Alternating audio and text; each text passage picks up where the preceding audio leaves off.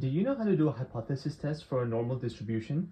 A user's company has started selling pistachio kunafa chocolates. The mass of the bars has a normal distribution with a standard deviation of 5 grams. Production claims that the mean mass of the bars is 200 grams, but a user feels like they are overstating the mean value. So this means that the mean is going to be less than 200, and it's a one-tailed test. He investigates using a random sample of 25 bars and finds the mean mass to be 198 grams.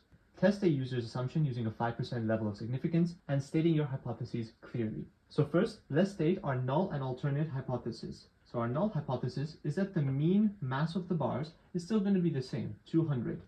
The alternate hypothesis is that the mean mass is going to be less than 200 grams because we think they're overstating the mass. So when hypothesis testing for a normal distribution, we want to look at the mean of a sample taken from the whole population. So first, let's define our variable as x being the mass of a chocolate bar.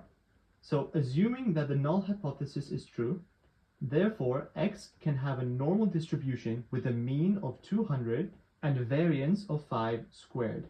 Now, like I said, when hypothesis testing, we need the sample means distribution. So it's also going to be normally distributed with the same mean, but you're dividing the variance by the number of values in the sample size.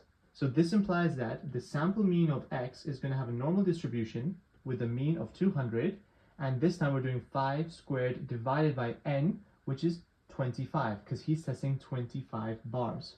So on the side, I like to write sigma squared is equal to 25 over 25. Therefore, sigma is equal to just 1, which is the square root of 1, and rewrite my notation like that. So now, since my alternative hypothesis is a less than, we're doing a one-tailed test, we want to write the probability that x bar is less than, what is the mass found? 198 grams. If we put this into our normal CD in the calculator with an upper bound of 198, a lower bound of negative 9999999, we get 0.0228 to 4 decimal places.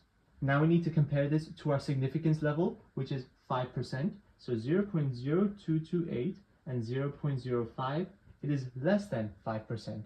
Therefore, we have enough evidence to reject the null hypothesis and support a user's assumption that they're overstating the mean mass of a pistachio kunafa chocolate bar. So this is how you would do a normal distribution hypothesis test. And that's it.